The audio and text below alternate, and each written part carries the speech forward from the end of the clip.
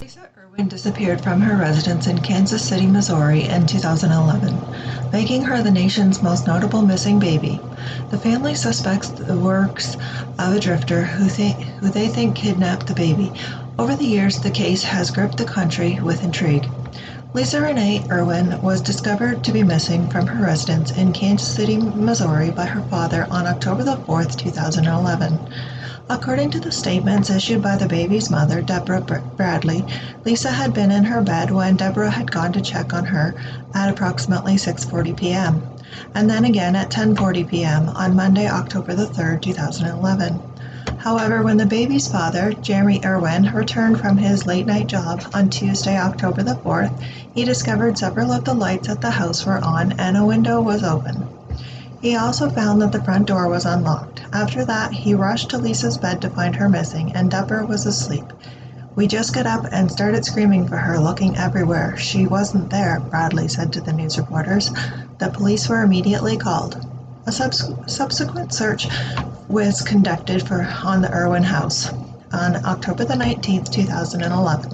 The court documents drafted from this search show that a cadaver dog turned up the scent of a dead body, which was suspected to be Lisa, near Deborah's bed. When confronted with this evidence, Bradley claimed she initially didn't look for her daughter because she was afraid of what she might find.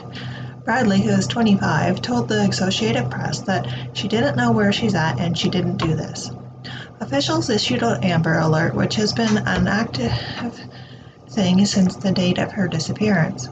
A website has been dedicated to the missing baby, which hosts an advertisement promising $100,000 as an award for an exchange of information on the whereabouts of the baby and safe return. The police have received hundreds of tips over the past few years, but they have not been able to find the girl or make an arrest. The National Center for Missing and Exploited Children continues to release updated age-progressed photos of Lisa.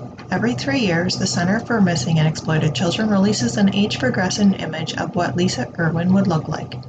Jeremy and Deborah described her as a sweet and happy baby who loved being with her 5 and 8-year-old brothers. In the week after Lisa Irwin's disappearance, 2 witnesses came forward and said they had seen a man carrying a baby down the street where Lisa Irwin lived.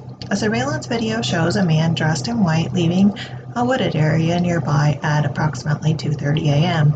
But when investigators found someone they believed matched witnesses' descriptions, only one of them was able to say that it looked like the person that they had seen.